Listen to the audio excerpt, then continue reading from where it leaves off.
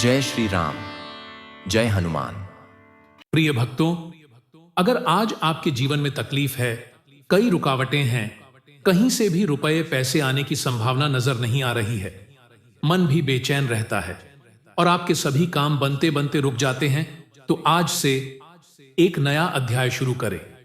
हर सुबह सिर्फ 45 मिनट के लिए हनुमान जी के मंत्र का स्मरण करें, क्योंकि जब हनुमान जी प्रसन्न होते हैं तो किस्मत पलटते देर नहीं लगती है और धन वर्षा शुरू हो जाती है। बस हनुमान जी के इस महामंत्र को पूरे मन और श्रद्धा से श्रवण करिए और देखिए कैसे किस्मत खुद चलकर आपके द्वार आती है, क्योंकि भक्तों, हनुमान जी तो भक्तों की श्रद्धा देखते हैं। तो दोस्तों, जो भक्त हमारे चैनल पर नए हैं वो हमारे चैनल सनातन ज्ञान को तुरंत ही सब्सक्राइब कर लीजिए, क्योंकि हम हमारे चैनल पर ऐसे रोजाना मंत्र लाते रहते हैं। वीडियो को लाइक करना न भूलें और हनुमान जी के चरणों में अपने नाम की हाजिरी अवश्य ही लगा दीजिए। तो चलिए शुरू करते हैं हनुमान जी का पावरफुल महामंत्र। तो एक बार प्रेम से बोलिए, जय हनुमान, जय सिया राम। मनोजवं मारुततुल्यवेगं जितेन्द्रियं बुद्धिमतां वरिष्ठं वातात्मजं वानरयूथं मुख्यं श्रीरामदूतं शरणं प्रपद्ये। मनोजवं मारुततुल्यवेगं जितेन्द्रियं बुद्धिमतां वरिष्ठं वातात्मजं वानरयूथं मुख्यं श्रीरामदूतं शरणं प्रपद्ये। मनोजवं मारुततुल्यवेगं जितेन्द्रियं बुद्धिमतां वरिष्ठं वातात्मजं वानरयूथं मुख्यं श्रीरामदूतं शरणं प्रपद्ये। मनोजवं मारुततुल्यवेगं जितेन्द्रियं बुद्धिमतां वरिष्ठं वातात्मजं वानरयूथं मुख्यं श्रीरामदूतं शरणं प्रपद्ये। मनोजवं मारुततुल्यवेगं जितेन्द्रियं बुद्धिमतां वरिष्ठं वातात्मजं वानरयूथं मुख्यं श्रीरामदूतं शरणं प्रपद्ये।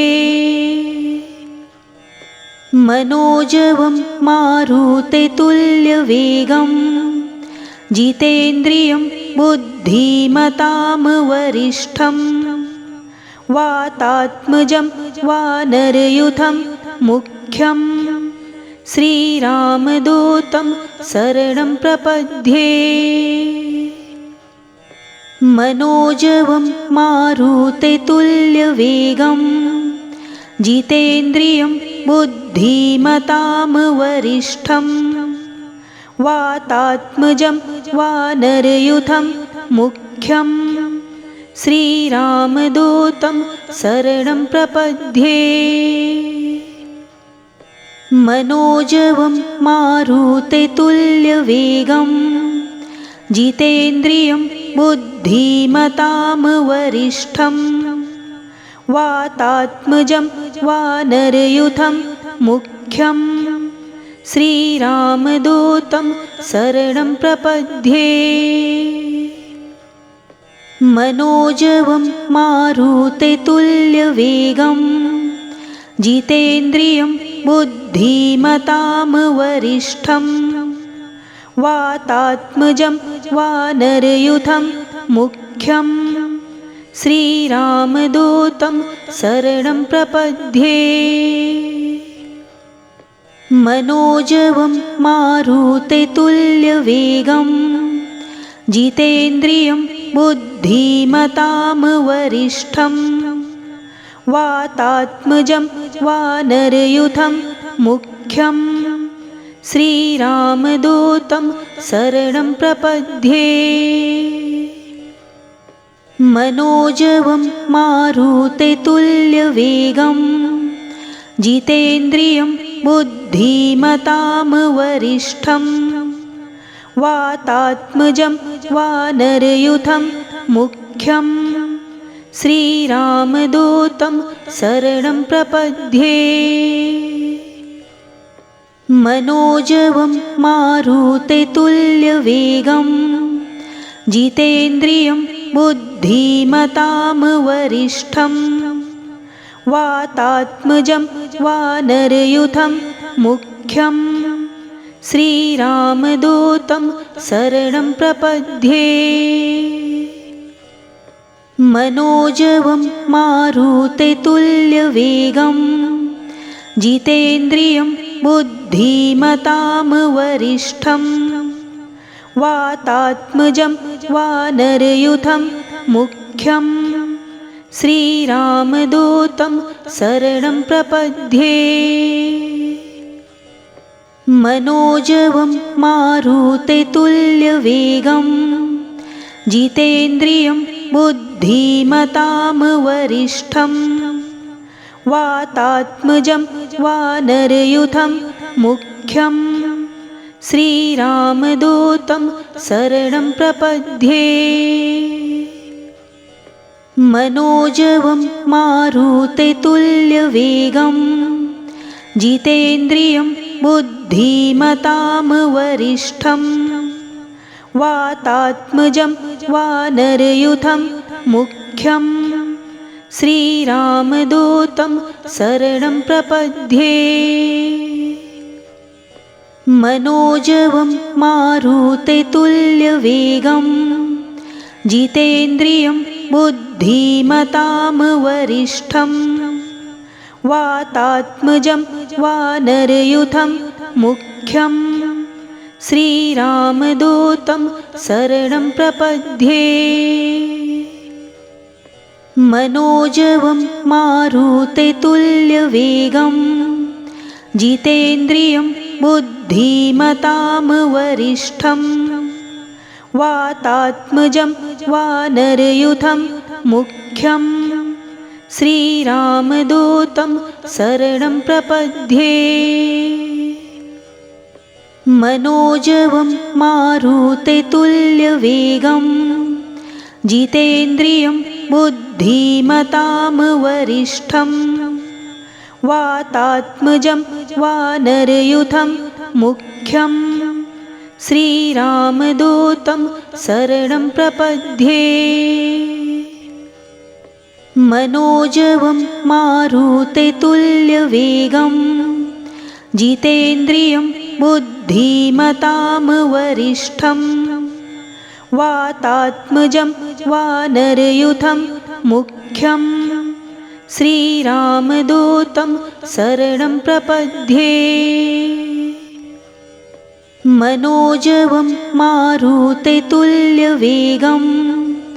जितेन्द्रियं बुद्धिमतां वरिष्ठं वातात्मजं वानरयूथं मुख्यं श्रीरामदूतं शरणं प्रपद्ये।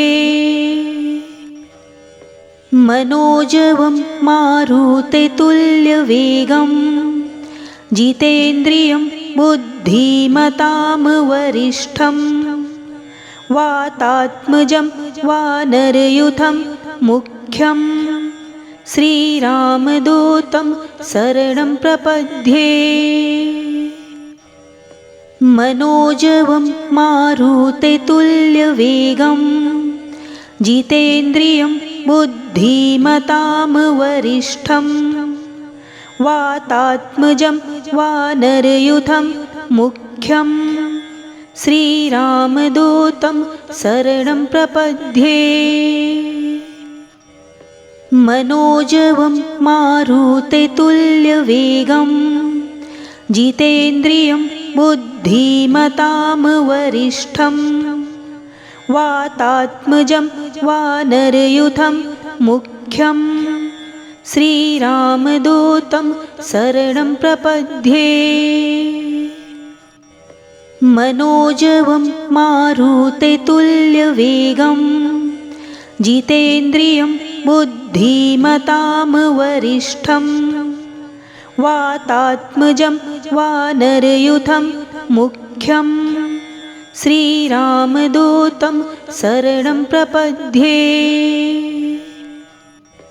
मनोजवं मारुततुल्यवेगं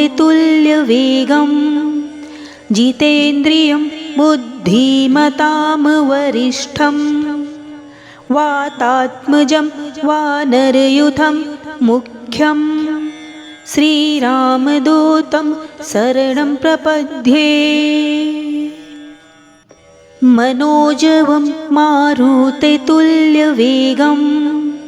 जितेन्द्रियं बुद्धिमतां वरिष्ठं वातात्मजं वानरयूथं मुख्यं श्रीरामदूतं शरणं प्रपद्ये मनोजवं मारुततुल्यवेगं जितेन्द्रियं बुद्धिमतां वरिष्ठं वातात्मजं वानरयूथं मुख्यं श्रीरामदूतं शरणं प्रपद्ये मनोजवं मारुततुल्यवेगं जितेन्द्रियं बुद्धिमतां वरिष्ठं वातात्मजं वानरयूथं मुख्यं श्रीरामदूतं शरणं प्रपद्ये मनोजवं मारुततुल्यवेगं जितेन्द्रियं बुद्धिमतां वरिष्ठं वातात्मजं वानरयूथं मुख्यं श्रीरामदूतं शरणं प्रपद्ये मनोजवं मारुततुल्यवेगं जितेन्द्रियं बुद्धिमतां वरिष्ठं वातात्मजं वानरयूथं मुख्यं श्रीरामदूतं शरणं प्रपद्ये मनोजवं मारुततुल्यवेगं जितेन्द्रियं बुद्धिमतां वरिष्ठं वातात्मजं वानरयूथं मुख्यं श्रीरामदूतं शरणं प्रपद्ये मनोजवं मारुततुल्यवेगं जितेन्द्रियं बुद्धिमतां वरिष्ठं वातात्मजं वानरयूथं मुख्यं श्रीरामदूतं शरणं प्रपद्ये मनोजवं मारुततुल्यवेगं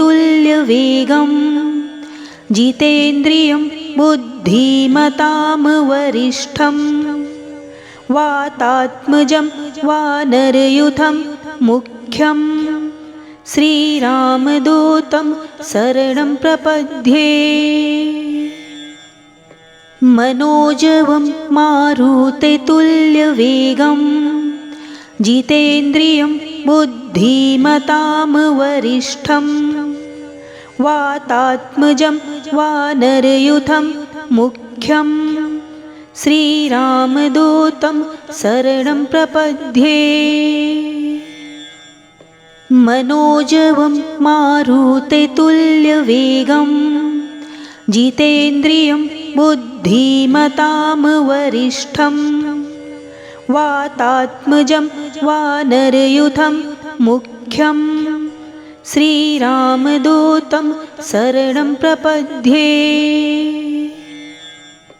मनोजवं मारुततुल्यवेगं जितेन्द्रियं बुद्धिमतां वरिष्ठं वातात्मजं वानरयूथं मुख्यं श्रीरामदूतं शरणं प्रपद्ये मनोजवं मारुततुल्यवेगं जितेन्द्रियं बुद्धिमतां वरिष्ठं वातात्मजं वानरयूथं मुख्यं श्रीरामदूतं शरणं प्रपद्ये मनोजवं मारुततुल्यवेगं जितेन्द्रियं बुद्धिमतां वरिष्ठं वातात्मजं वानरयूथं मुख्यं श्रीरामदूतं शरणं प्रपद्ये मनोजवं मारुततुल्यवेगं जितेन्द्रियं बुद्धिमतां वरिष्ठं वातात्मजं वानरयूथं मुख्यं श्रीरामदूतं शरणं प्रपद्ये मनोजवं मारुततुल्यवेगं जितेन्द्रियं बुद्धिमतां वरिष्ठं वातात्मजं वानरयूथं मुख्यं श्रीरामदूतं शरणं प्रपद्ये मनोजवं मारुततुल्यवेगं जितेन्द्रियं बुद्धिमतां वरिष्ठं वातात्मजं वानरयूथं मुख्यं श्रीरामदूतं शरणं प्रपद्ये मनोजवं मारुततुल्यवेगं जितेन्द्रियं बुद्धिमतां वरिष्ठं वातात्मजं वानरयूथं मुख्यं श्रीरामदूतं शरणं प्रपद्ये मनोजवं मारुततुल्यवेगं जितेन्द्रियं बुद्धिमतां वरिष्ठं वातात्मजं वानरयूथं मुख्यं श्रीरामदूतं शरणं प्रपद्ये मनोजवं मारुततुल्यवेगं जितेन्द्रियं बुद्धिमतां वरिष्ठं वातात्मजं वानरयूथं मुख्यं श्रीरामदूतं शरणं प्रपद्ये मनोजवं मारुततुल्यवेगं जितेन्द्रियं बुद्धिमतां वरिष्ठं वातात्मजं वानरयूथं मुख्यं श्रीरामदूतं शरणं प्रपद्ये मनोजवं मारुततुल्यवेगं जितेन्द्रियं बुद्धिमतां वरिष्ठं वातात्मजं वानरयूथं मुख्यं श्रीरामदूतं शरणं प्रपद्ये मनोजवं मारुततुल्यवेगं जितेन्द्रियं बुद्धिमतां वरिष्ठं वातात्मजं वानरयूथं मुख्यं श्रीरामदूतं शरणं प्रपद्ये मनोजवं मारुततुल्यवेगं जितेन्द्रियं बुद्धिमतां वरिष्ठं वातात्मजं वानरयूथं मुख्यं श्रीरामदूतं शरणं प्रपद्ये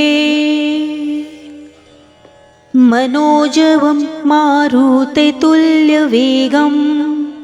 जितेन्द्रियं बुद्धिमतां वरिष्ठं वातात्मजं वानरयूथं मुख्यं श्रीरामदूतं शरणं प्रपद्ये।